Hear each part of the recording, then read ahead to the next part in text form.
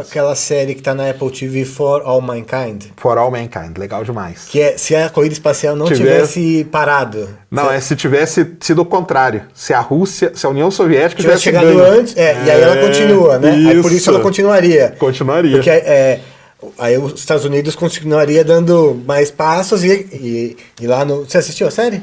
Eu não assisti inteira, mas assisti um bom pedaço. Eles vão... Não, mas eu sei como que é. Ela acaba... Eles já estão, acho que, no final da década de 80 e a corrida continua. Já tá no Apollo, não sei que número, Apollo 50, sei lá, entendeu? Os caras continuaram indo.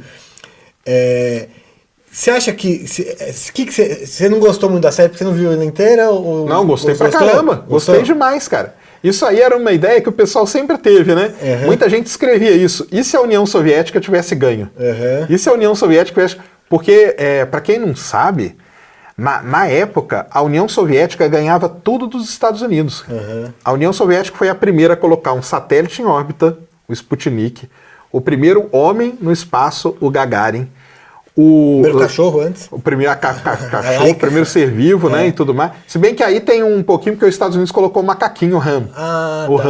O RAM foi e voltou. Foi ali meio junto com a Laika e tal, sabe?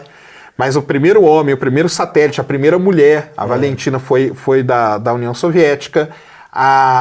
O primeiro cara que saiu de uma nave espacial, o Lenov, foi o primeiro cara que saiu, a gente chama de caminhada espacial, ele foi soviético. O programa soviético, ele ia muito bem. Ele ia perfeito. Só que aí aconteceu um grande problema, cara. Que o cara que mandava no programa soviético morreu. Entendeu? Sergei Korolev. O cara morreu. Ele era o cara que comandava. Ele era um cara, pra você ter uma ideia, ele morava lá no meio da Sibéria, meio que isolado. Os caras trouxeram ele para ele tomar conta do programa espacial soviético. Por isso que ele foi ganhando de tudo. Ele foi ganhando de tudo. Um gênio, cara. O cara era muito, muito gênio. Muito. E aí ele morreu. Quando ele morreu, meio que o programa espacial soviético foi meio órfão, entendeu? Os caras perderam aquele líder e tal, e ali eles deram aquela rateada. Deu a rateada, os Estados Unidos não estava parado, estava fazendo as coisas. E os Estados Unidos veio e passou por cima dos caras, entendeu? Sim. E aí quando eles chegam na Lua, meio que acabou. Aí chegou na Lua, pronto, cheguei, cara, que o meu é maior que o seu, entendeu? A União Soviética chegou a pousar na Lua? Só com astronauta nunca. Não. O único país que pousou na Lua foi os Estados Unidos? Com astronauta? Foi. 12 pessoas só pousaram na Lua até hoje. 12 pessoas, é muito pouco, né? Sim.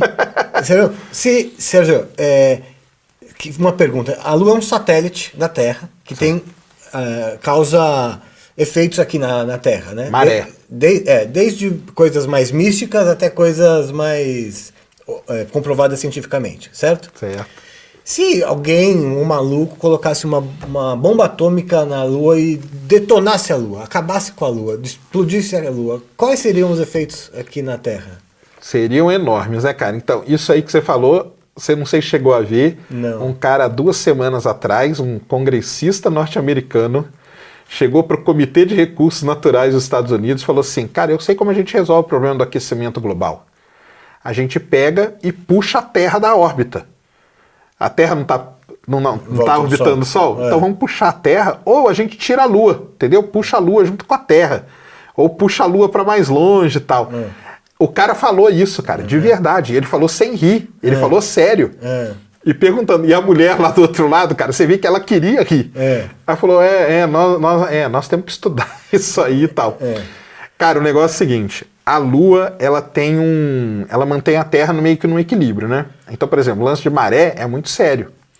Então, a Lua controla mesmo a maré, sabe? E tem lugar que tem uma maré muito alta. Por exemplo, todo mundo vai lembrar no começo do ano daquele navio que ficou preso no canal de Suez, o Evergreen. Lembra? Não tô lembrando, mas tudo bem. O canal que foi atravessar, o naviozão foi atravessar o canal de Suez, bateu e ficou preso. E travou a economia mundial. Sabe por que ele foi solto? Por causa da superlua. Quando deu a superlua, a maré cresceu bastante, mais 20 centímetros, isso aqui, ó, 20 centímetros a mais do que o normal, só que esse 20 centímetros foi o que eles precisavam para o navio dar aquela mexidinha e tiraram o navio.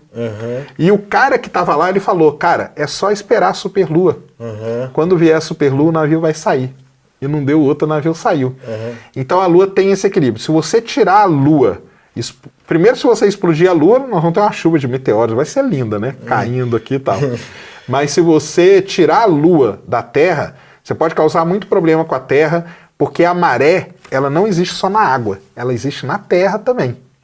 Só que a maré na água é que a gente vê, Sim. é que a gente vê a água mexer, mas a Terra também mexe. Movimentos tectônicos, você está dizendo? Isso. Se você tirar a Lua, você pode causar um desastre sísmico na Terra sem proporções. Entendeu? Terremotos. Terremotos assim que podem destruir o planeta inteiro. Muita gente fala que a Lua influencia até o nosso corpo humano, isso sendo... Aí já... Cara, ela pode ter uma influência ali, talvez, porque ela influencia essa parte, né, de mexer... Então, por exemplo, o pessoal fala quando a mulher tá grávida e tal, às vezes ela, né, ela tem só uma influência da Lua e tal, mas é por conta do líquido e tudo mais.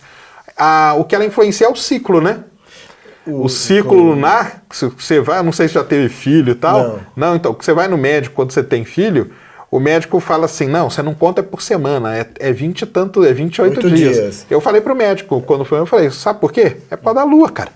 Porque lá os antigos, o único jeito que eles tinham pra contar era com a Lua. Sim. Então ficou contando com a Lua.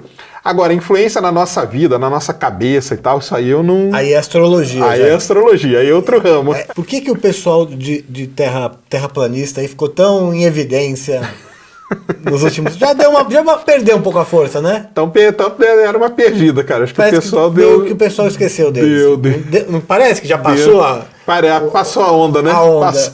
Por que eles entraram em onda e por que eles sumiu já?